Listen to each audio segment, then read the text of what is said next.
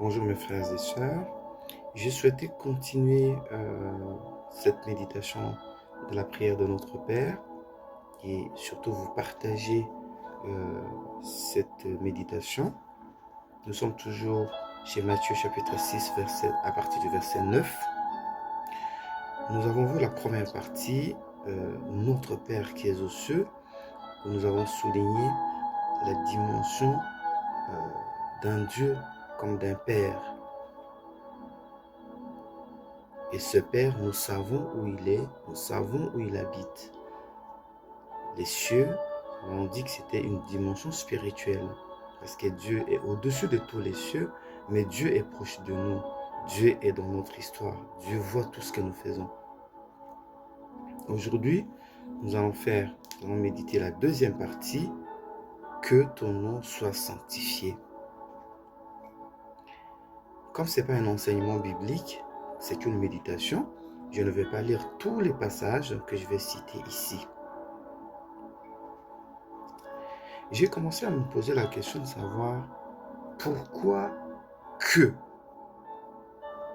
C'est subjonctif. Le que indique un souhait, c'est pas un ordre. Et ton nom, quel est le nom de Dieu? Parce qu'avant de s'adresser à quelqu'un, il faut connaître son nom. Avant de prier Dieu, avant de s'adresser à Dieu, il faut connaître son nom. Exode chapitre 3, 14 jusqu'au verset 15. Dieu dit à Moïse, je suis. Je suis le Dieu de vos pères. Et je suis le Dieu d'Abraham, le Dieu d'Isaac, le Dieu de Jacob. Dieu est éternel, le Seigneur, Yahvé, de génération en génération. Voilà son nom. Le Dieu de vos pères souligne une dimension d'un Dieu qui s'intéresse à l'histoire des hommes, d'un Dieu qui est dans l'histoire des hommes, d'un Dieu qui fait partie de l'histoire des hommes, d'un Dieu qui connaît donc les inquiétudes des hommes, d'un Dieu qui connaît donc les préoccupations des hommes, d'un Dieu qui est attentif à l'histoire des hommes, d'un Dieu qui est attentionné. Mais pour que toi et moi, qui sommes les enfants de Dieu, nous puissions rentrer dans l'histoire de Dieu, nous puissions être regardés par Dieu, il faudrait que nous ayons la foi en Dieu. Et la foi implique l'obéissance. La foi implique la patience. Dieu n'est pas un automate. Ce n'est pas un distributeur automatique du tic au tac. Non. Envers Dieu, il faudrait la patience. Il faudrait la foi. Il faudrait la persévérance.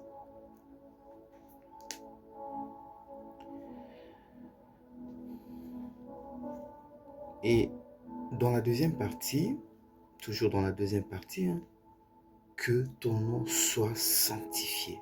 Je me suis dit, alors Dieu a besoin des humains pour que son nom soit sanctifié. Et donc si les humains font des caprices, son nom ne sera jamais sanctifié. Est-ce que la sanctification de Dieu dépend de l'être humain? Pour que l'être humain, comme quelqu'un qui vient confirmer la sainteté de Dieu? Eh bien non. Au contraire, on voit bien chez Ézéchiel au chapitre 36, verset 23, Dieu qui lui-même est d'ailleurs prêt à sanctifier son nom si notre comportement, si nous salissons sa sainteté. Mais comment un être humain peut-il sanctifier la sainteté de Dieu?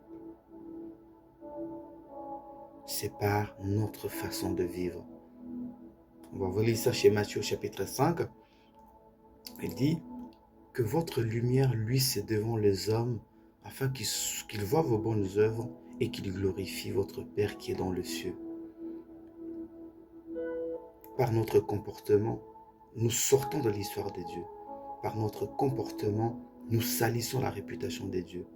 Par notre façon de faire, aux yeux des hommes, quand nous scandalisons les hommes, quand notre comportement ne correspond pas à la vie des enfants de Dieu, eh bien, nous salissons la sainteté de Dieu.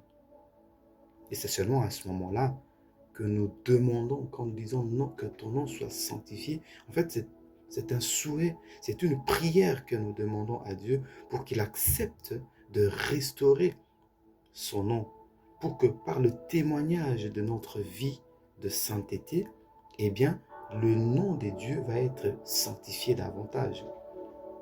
La Bible dit, soyez saints comme votre Père dans les cieux. Ça ne veut pas dire que nous serons sans péché, parce que la sainteté de Dieu est parfaite. Mais c'est une façon de continuer à persévérer dans la prière, à persévérer dans la sainteté, dans la purification, à persévérer dans la volonté de Dieu. Donc, lorsque nous initions cette prière en disant que ton nom soit sanctifié, ce n'est pas parce que Dieu attend que nous puissions reconnaître ou confirmer sa sainteté, mais c'est en le faisant, nous demandons à Dieu d'accepter de restaurer notre image, de restaurer plutôt son image qui a été ternie par notre péché, qui a été ternie, qui a été salie par nos comportements. Nos péchés nous éloignent de Dieu. Nos péchés font en sorte que nous scandalisions les humains. Et une fois que les humains sont scandalisés, eh bien, nous avons besoin de donner un témoignage pour que le nom de Dieu soit sanctifié par les hommes. C'est un témoignage que nous donnons en fait. Que ton nom soit sanctifié, c'est un souhait. C'est une prière que nous demandons à Dieu pour que nous puissions participer à sa sainteté, pour que nous puissions redorer un peu de la pureté à son nom qui a été sali par les comportements que nous avons aux yeux des hommes. Dieu n'a donc pas besoin de nous pour être saint, parce qu'il est déjà saint. Il est saint et plusieurs fois saint. Au contraire, Dieu, si nous salissons son image par notre comportement, lui-même, il est prêt à restaurer son image. Par notre comportement, par notre façon de faire, par notre vie de péché, nous nous éloignons de Dieu. Nous ne participons plus à l'histoire de Dieu. Or, Dieu, c'est un Dieu qui s'intéresse à l'histoire des hommes. Peut-être que quand nous prions notre Père, qui es aux cieux, que ton nom soit sanctifié, notre prière n'est pas exaucée. Peut-être parce que nous ne faisons pas entrer Dieu dans notre histoire. Ou bien, nous n'entrons pas dans l'histoire de Dieu. Par notre péché, par nos comportements, par le scandale que nous faisons aux yeux des hommes. Et cela salit la réputation de Dieu. Et quand nous disons que ton nom soit sanctifié, en fait, nous demandons à Dieu qu'il accepte de restaurer notre image, qu'il accepte de restaurer son image que nous avons ternie aux yeux des hommes. Notre Père qui es aux cieux, que ton nom soit sanctifié, c'est l'humilité d'un être humain qui demande à ce que son histoire, sa vie corresponde à la vie de Dieu, corresponde à la sainteté de Dieu. Voilà mes frères et sœurs, ce n'est pas un enseignement biblique, c'est une méditation que j'ai souhaité partager avec vous.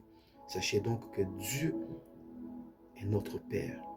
Il est au courant de tout ce que nous traversons. Il s'intéresse à l'histoire des hommes. Il voit tes préoccupations, mais il faudrait que tu saches à quel Dieu tu t'adresses. Et il faudrait que tu te sanctifies pour que ton histoire rentre dans l'histoire de Dieu. Que le nom de l'Éternel soit glorifié. Amen.